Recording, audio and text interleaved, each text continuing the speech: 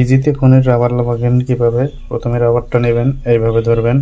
এইভাবে ধরার পরে আপনার ডিসপ্লেটা যে সময় লাগানোর পরে এইভাবে টান দেবেন।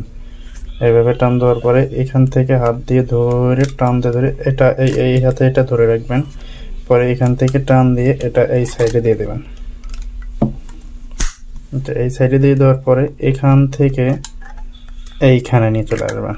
দেখেন মানে কত সুন্দর ইজিতে রাবারটা সেটা সুন্দর মতো লেগে গেল। হ্যাঁ, এটা ইজি। যদি ব্যাক সাইডেও এরকম করে মারতে চান অবশ্যই রাবারটা ধরবেন এরকম।